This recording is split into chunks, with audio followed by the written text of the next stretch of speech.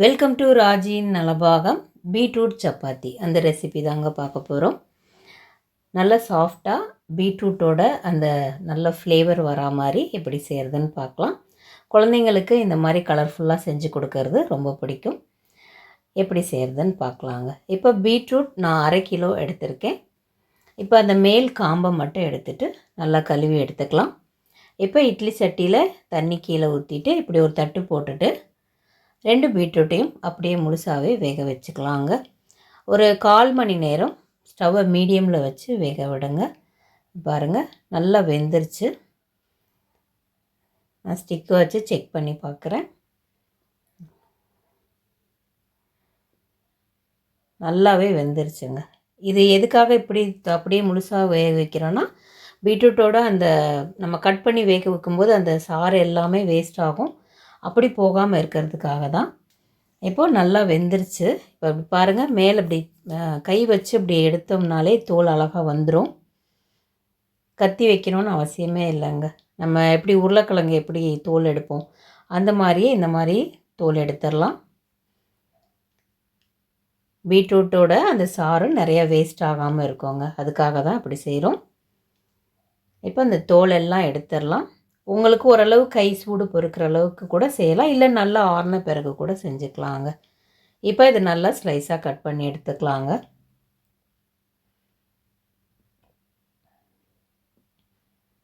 இப்படி கட் பண்ணி எடுத்ததை ஜாரில் சேர்த்துக்கலாம்.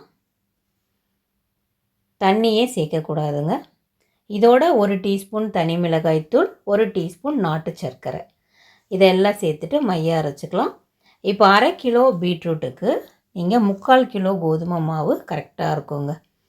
ஏன்னா அந்த அளவுக்கு அந்த பீட்ரூட் நீங்கள் ஒரு காய் எடுத்திங்கன்னா அதுக்கேற்ற மாதிரி மாவை குறைச்சிக்கோங்க.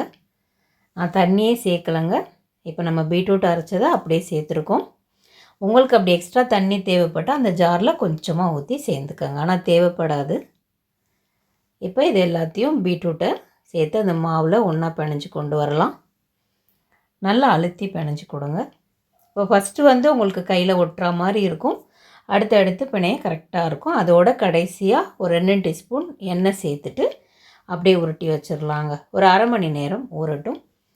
நல்லாவே சாஃப்டாகவே இருக்கும். நம்ம உடனே கூட போடலாம், இருந்தாலும் இன்னும் ஒரு 1/2 மணி நேரம் ஊற வைக்கும்போது நல்லா உப்பி வரும்.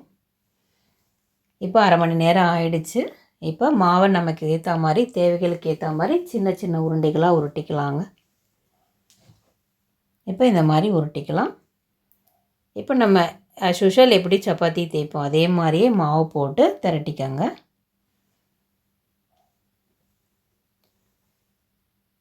இது நல்லா ரவுண்ட் ஷேப்பில் ஃபஸ்ட்டு இப்படி திரட்டிக்கங்க. இப்படி திரட்டினதில் நெய் உள்ளே சேர்த்துக்கங்க. ஒரு 1/4 டீஸ்பூன் நெய் சேர்த்து இந்த மாதிரி நல்லா பரப்பி விட்டுருங்க. இதை இப்போ இந்த மாதிரி மடக்கி தேய்ங்க. இது மாதிரி தேய்க்கும்போது நல்லா உப்பியும் வரும், லேயர் லேயராக வரும் சப்பாத்தி. இப்போ அதையும் திரட்டி எடுத்துக்கலாம்.